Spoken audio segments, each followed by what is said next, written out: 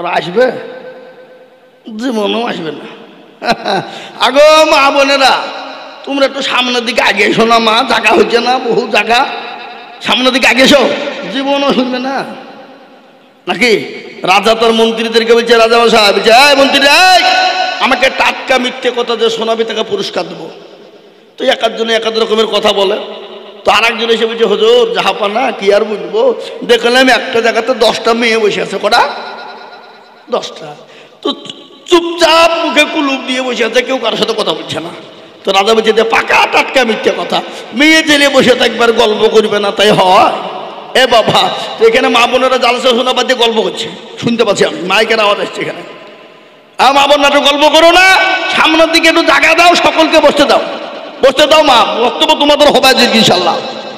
যার নাম কি বললাম, ওয়ালিদ ইবনে মুগিরা, পাতি নেতা, আল্লাহ নবীকে, বিশ্ব নবীকে গালি দিয়েছিলেন।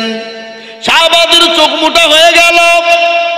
নবীকে সাহাবাদের সামনে যদি কেউ গালি দিত, ও মুসলমান, তার গর্দন পর্যন্ত উড়িয়ে দিত। সাহাবারা বলেন ঠিক কিনা? নবীকে কত ভালোবাসতেন, আল্লাহ নবীকে এত গালি ভালোবাসতেন সাহাবারা, নিজের জীবনের দিকেও বেশি ভালোবাসতেন। একদল আল্লাহ নবীকে যে গালি দিলেন, ওয়ালিদ ইবনে মুগিরা, বিশ্ব নবীর সাহাবারা বললেন, নবী গো আপনি হুকুম দিন তার গর্দনটা উড়িয়ে দিই গো নবী। এত দয়ার নবী,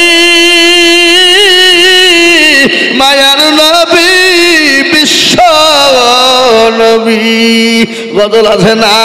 আল্লাহর নবী, মায়ার নবী গো আপনি নবী আমার জীবনের জীবন।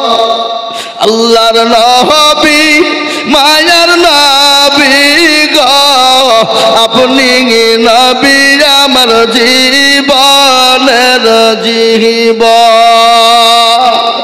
আপনি আমার জীবন সাথী, অন্ধকার কবরের বাতি, আপনি হইলেন নির্দুনিয়ার ধন। আল্লাহর নবী, মায়ার নবী গো আপনি নবী আমার জীবনের জীবন।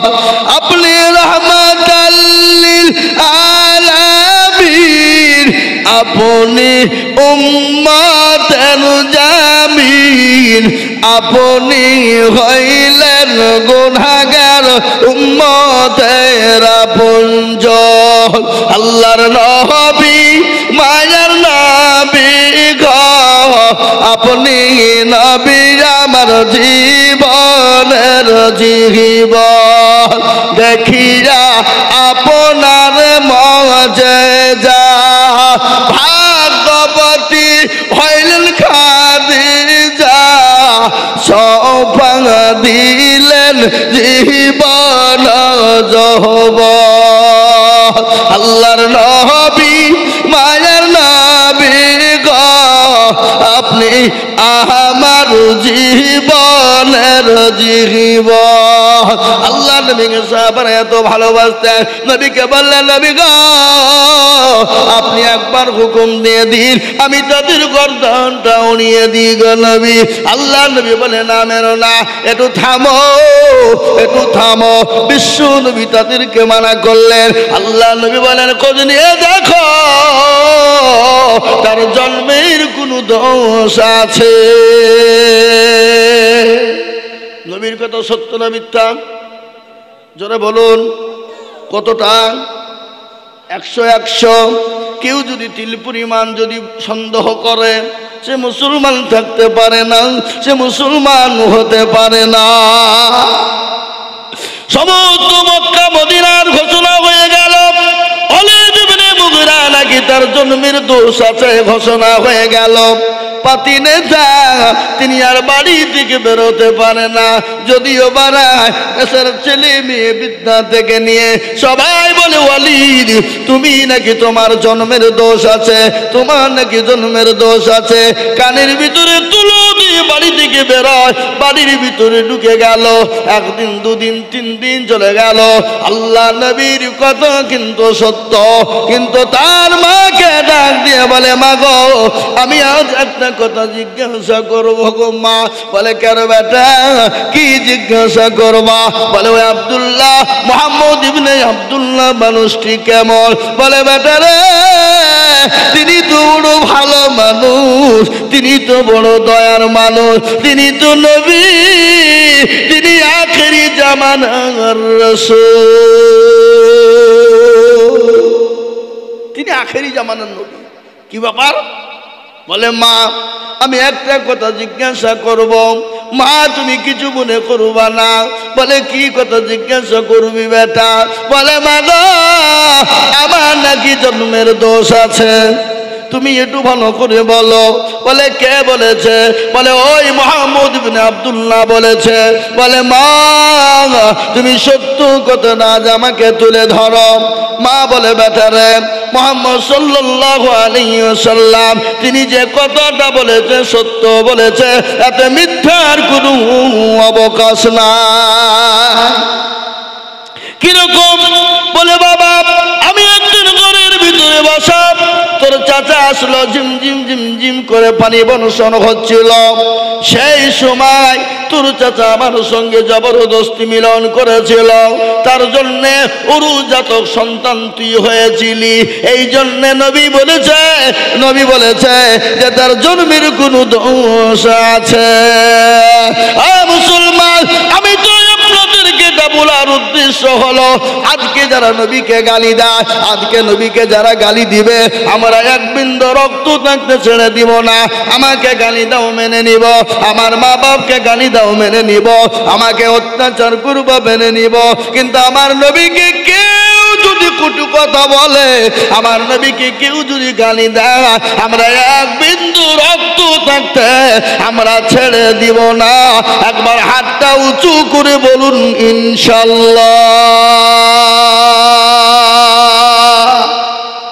অনেকে তুললেন না, তার মানে কি? ও মালগালা বুঝতে পেরেছে মৌলবি বেরুন এটা খাঁচা হবে রে, হাত তুলিসিনি। এ বাবা এরকম নিয়াত যদি হয় জেনে নিতে হবে তার ইমানের বড় গোলমাল, ইমান বড় দুর্বল, ইমান বড় দুর্বল, ইমান বড় গোলমাল। আমি আপনাদেরকে বলি হাত যারা তুলে দিল তারা ভাগ্যবান, তারা ভাগ্যবান, তাদের নসিব ভালো, তাদের মন ভালো, তাদের মন ভালো। আল্লাহ তাদের হেফাজত করবে, হেফাজত করবে। জানে মানে আল্লাহ তাদের বরকত দিবে, আল্লাহ তাদের অবনটল দূর করে দিবে, আল্লাহ তাদের বালা মুসিবতকে দূর করে দিবে। আল্লাহ তার রাসূলের জন্য যারা হাত উঠিয়ে দেয়, আজ আমি বলবো বাবা হাত তোলা মানে সে জিতে গেল, আর হাত যারা তুললো না তারা কিন্তু ঠকে গেল। তাই আমি আপনাদেরকে বলবো, আপনি মনে করেন আল্লাহ মৌলবি চিন দেখতে পাবে না, কিন্তু না রে বাবা না, যেটা কেউ দেখে না সেটা দেখে কে? যেটা কেউ জানে না সেটা জানে কে? যেটা কেউ বুঝে না সেটা বুঝে কে? সবাই বলে আমি ভালো, আমি জানি কি আমার মনের গোপন খবর জানে আল্লাহ জি। আলোতে আধারে নির্জনেতে কত কি করেছ তুমি সব জানে সে, তাহারি চোখেতে কেউ যাবে না বাকি, আমি জানি কি। ও মুসলমান গো, সকলের সঙ্গে চালাকি চলবে, আমার আল্লাহর সঙ্গে চালাকি চলবে না। তাই আমি আপনাদেরকে বলবো বাপ, আজ গোটা পৃথিবী চাইছে কোরআন থুবে না, আজ গোটা পৃথিবী চাইছে মুসলমান থুবে না, আজ গোটা পৃথিবী চাইছে ইসলাম থুবে না। কিন্তু আমি আপনাদেরকে বলবো ফেরাউন পারেনি, নমরুদ পারেনি, আবু জেহেল পারেনি, আবু লাহাব পারেনি, উতবা পারেনি, সাইবা পারেনি, মুগিরা পারেনি। এই যুগের বেঈমান তারাও হাজার চেষ্টা করলে কিয়ামত পর্যন্ত পারবে না। আর একবার হাত উঁচু করে আল্লাহকে দেখা, নামিয়ে দেন হাত, খুলুন কুরআন। আল্লাহ কুরআনে বললেন আল ইয়াউমা নাখতিমু আলা আফওয়াহিহিম أفواههم وتكلمون أيديهم وتشهد أرجلهم بما كانوا يكسبون কিয়ামতের দিন জবানের তলা বেরিয়ে দিবে বলো কোন কাজে ব্যয় করেছিল সেই দিন হাত বলবে পরওয়ারদিগার আলম তোমার দ্বীনের জন্য তোমার ইসলামের জন্য তোমার হাবিবুল্লাহর জন্য তোমার নবীর জন্য তোমার কোরআনের জন্য ও আল্লাহ ওই বক্তা আজিজুল বলেছিল কারা নবীর প্রেমিক আল্লাহর প্রেমিক হাতটা তোলো দেখি হাতটা তোলার কারণে জাহান্নামটা হারাম হয়ে যাবে জান্নাতটা ওয়াজিব হয়ে যাবে আজ মুসলমান গো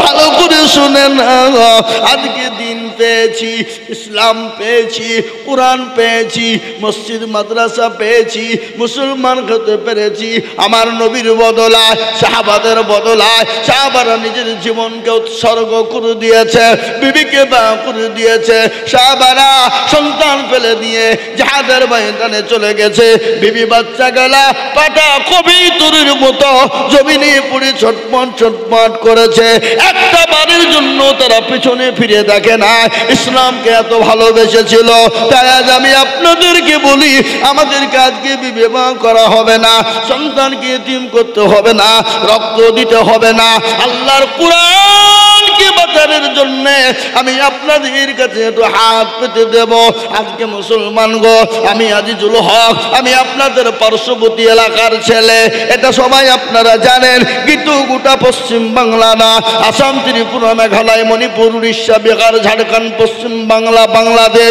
বহু জায়গায় লক্ষ লক্ষ লক্ষ লক্ষ লক্ষ করে টাকা আল্লাহর কোরআনের জন্য চাই আজ আমি আপনাদেরকে বলবো বহু টাকা বহু দিকে দিয়ে দিয়েছেন ছেলে মেয়ের পিছনে দিয়েছেন বিবি বাচ্চার পিছনে দিয়েছেন আত্মীয় স্বজনের পিছনে দিয়েছেন ডাক্তারের পিছনে দিয়েছেন কিন্তু কোরআনের জন্য একটু হাতটা তুলবেন কিয়ামত পর্যন্ত আপনি কবরে নাকি পেয়ে যাবেন কবর বড় কঠিন বড় ভয়ঙ্কর কেমন ভয়ঙ্কর আপনারা শুনেলেন ও মুসলমান বিশ্ব নবী বলে গেছে মানুষ যদি মারা যায় জীবনেও কোনোদিন মানুষকে কবরে রাখতো না কবর এত কঠিন এত বড় ভয়ঙ্কর ওই কবরে মা অনেকের চলে গেছে অনেকের বাপ চলে গেছে অনেকের সন্তান চলে গেছে আজ আমি আপনাদেরকে বলবো ও মুসলমান ভালো করে শুনেলেন মানুষ যখন মারা যায় না গো এই জোতকানার মানুষ মারা যায় না ধরে বলুন মানুষ যখন মারা যায় একদিন দুদিন 3 দিন 4 দিন 5 দিন হয়ে যায় খবরে খবর নিয়ে দেখো হাতের আঙ্গুল গলা খুলে খুলে পড়ে গেছে কুনি গলা খুলে গেছে 10 দিনের মাথায় মাথার চুল গলা খুলে পড়ে গেছে 15 দিনের মাথায় পেটটা আপনার উঁচু হয়ে গেছে ফুলে গেছে 20 দিনের মাথাতে আপনার পেটটা ফেটে যাবে 25 দিনের মাথাতে আপনার শরীরের যত মাংসগুলো আপনার ওই পোকাতে খেয়ে নেবে 20 দিন 25 দিন 30 দিনের মাথায় কবর নিয়ে দেখো এখনো পর্যন্ত কবরের বাস পচে না এখনো কবরের বাস পচে নাই কিন্তু এত সুন্দর বডির শরীরের মাংস কিন্তু কবরের মাটিতে পাওয়া যাবে না আর মরণ তো হবে কিনা ধরে বলুন মরণ কখন কার কোন টাইমে হবে তার একটা নমুনা আপনাদেরকে আজকেই দিই আজকে আমাদের গদুনপাড়া বাজারে হাট ছিল বাবা আজকে ঘাট ছিল গদুনপাড়া পার করে ব্যাংক আছে কানাডা ব্যাংক পার করে পার হাউস মিডিল পয়েন্টে দুইজন ছেলে মোটরসাইকেল নিয়ে আজি যাচ্ছিল মাগরিবের আগে আসরের পরে আসরের পরে দুইজন বাজার করে নিয়ে বাড়ি যাচ্ছিল উল্টো দিক থেকে একটা বালু বোঝাই লরি এসে এমন সদরে আঘাত করেছে সঙ্গে সঙ্গে একজন স্পট ডেড সঙ্গে একজন মারা গেছে এমন ভাবে আল্লাহ তার বিরুদ্ধে দিয়েছে ভুঁড়িটা একদিকে আলাদা হয়ে পড়ে আছে শরীরটা একদিকে পড়ে আছে মোটরসাইকেলটা একদিকে পড়ে আছে আর একটা ছেলে বড় অসুখ বড় কঠিন ওকে সঙ্গে সঙ্গে ট্রান্সফার বহরমপুর করা হয়েছে মুসলমান মৃত্যু এত কঠিন আমি আপনাদেরকে শোনাবো, মৃত্যু যন্ত্রণা কি আমি আপনাদেরকে বলবো, আপনাদেরকে শোনাবো। কিন্তু তার আগে বলবো, ও আল্লাহর গোলাম, জীবন তো আপনাকে আমাকে দিতে হবে, মরে যেতে হবে, মরব। কিন্তু মরার আগে আসুন আল্লাহর কোরআনের খিদমত করে যায়। যতদিন আপনি আমি কবরে শুয়ে থাকবো, পরকালে যাব, এ কোরআন আপনার জন্য সাক্ষী দিয়ে দেবে। তাই কোরআনের জন্য আমি আপনাদের কাছে হাত পাতবো। 50,000 1 লাখ 1.5 লাখ টাকা চাইবো না। আমি এই মজলিসের ডানে বায়ে পিছনে সামনে উপরে একবার তাকবীর দিব, আর তাকবীর দেওয়ার সঙ্গে সঙ্গে মাত্র 20,000 বলে হুজুর গো আমার কাছে জান আছে কিন্তু মাল না।